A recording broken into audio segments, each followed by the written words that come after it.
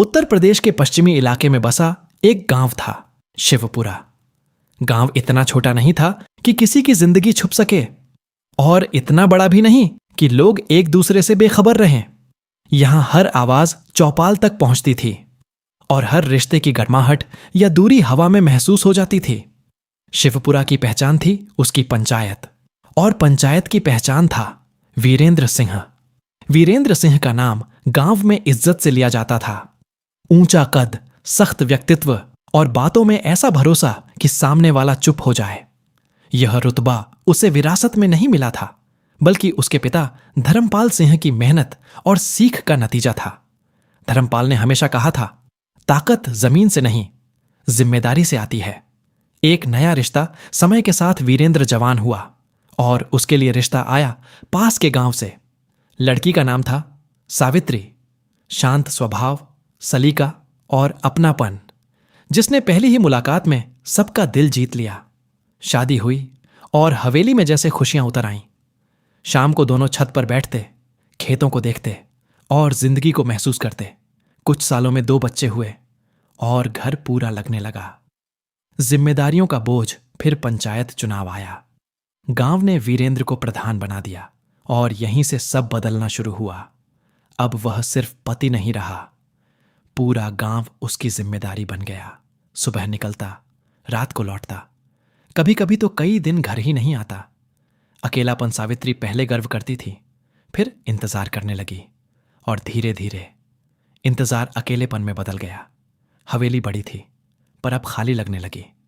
बच्चे पढ़ने शहर चले गए, बुजुर्ग भी उनके साथ रहने लगे, और सावित्री बस चुप होती चली गई। एक अनजाना रिश्ता। एक दिन दोपहर में आवाज आई, पुराना सामान ले लो। दरवाजे पर खड़ा था एक युवक, महेंद्र। साधारण कपड़े, साफ आंखें और बातों में सच्चाई। सामान देखते देखते उसने कहा, इतना बड़ा घर अकेले संभाल लेती हैं? सावित्री हल्का मुस्कुराई। घर बड़ा हो तो खालीपन भी बड़ा लगता है। महेंद्र ने धीमे से कहा, खाली घर की आवाज सबसे ज्यादा सुनाई देती है। सावित्री चुप रह गई। धीरे धीरे बढ़ती दूरी। अब वह कभी कभी आने लगा। कोई गलत बात नहीं, बस कुछ अधूरी बातें पूरी होने लगीं। लेकिन गांव सब देखता है। चौपाल पर बातें होने लगीं, सच का सामना। एक दिन यह बात वीरेंद्र तक पहुंच गई।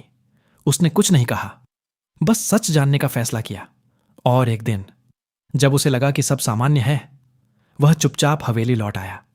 तबेला और सच पिछवाड़े के तबेले से आवाज आ रही थी, सावित्री की आवाज, अब मत आया करो, लोग बातें बना रहे हैं। महेंद्र, अगर तुम कहो तो मैं नहीं आऊंगा। इतना सुनना काफी था। वीरेंद्र ने दरवाजा खोल दिया। तीनों आमने सामने थे।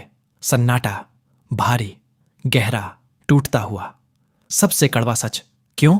वीरेंद्र ने पूछा। सावित्री रो पड़ी। क्योंकि मैं अकेली पड़ गई थी।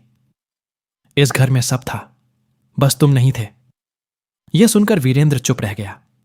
उसे पहली बार समझ आया, गलती सिर्फ एक की नहीं थी, अंत नहीं, शुरुआत। महेंद्र चला गया, सावित्री रोती रही, और वीरेंद्र पहली बार खुद से हार गया। लेकिन इस बार वो भागा नहीं। उसने बात करना शुरू किया, समझना शुरू किया, और रिश्ते को फिर से जोड़ने की कोशिश की। सीख रिश्ते अचानक नहीं टूटते, वे धीरे धीरे खत्म होते हैं। जब बातें बंद हो जाती हैं, समय खत्म हो जाता है और कोई सुनने वाला नहीं होता।